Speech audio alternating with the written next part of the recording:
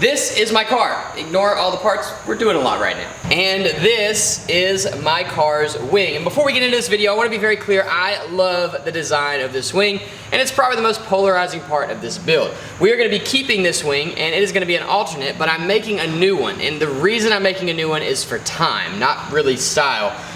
This one is a little rough, and I've gotta remake these fin things, because I want them to come down further. And the actual cross, like the actual spoilers, they're not quite level, so they've got a bunch of work that needs to be done to them. And I had to make a decision of work on that for a long time and spend 2 weeks fixing it, or replace the spoiler with something else that was already kind of in the works anyway. My plan for this spoiler was always to have alternates, like be able to swap out the spoiler to change the look of the car a little bit. And so I went ahead and bought my second option for a spoiler, and we're gonna be installing that today. Before we get into that, I need to finish this thing off. When I finished it first, it kind of sat a little crooked. I never really mounted it. I never figured out my mounting solution for this spoiler, or for this deck lid that we built, and we need to just do that. Along with that, we've been moving it around. We've bumped the deck lid a few times and pushed the car back into the wall by accident, and so it cracked some spots that I've just gotta fix, which isn't that big of a deal. We'll get that done too. But the first thing I've gotta do is figure out a way to mount this thing so it's perfectly level and flat with the rest of the car so that it looks right.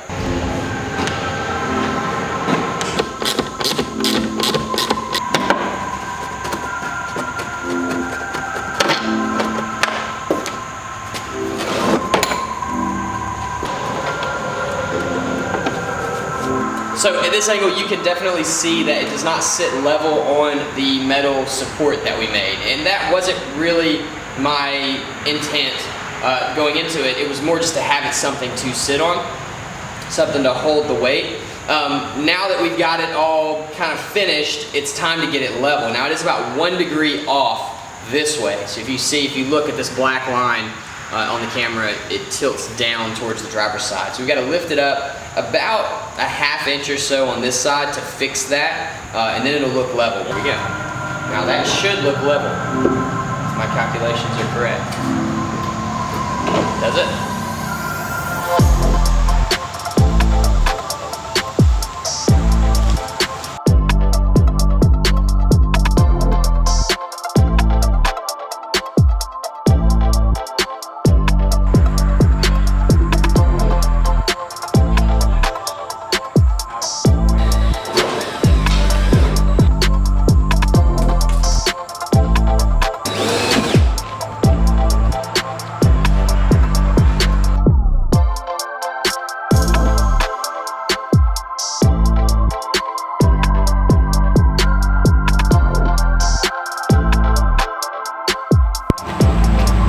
All right, so the first area we're gonna tackle is the one that's gonna be the hardest, because that's kind of how I work. We've got this piece that's obviously just missing, and we've got to build a new one. This fiberglass right through here is really thin. I don't think it's gonna matter that much once it's all connected, but as soon as we got this break right here, everything started falling apart.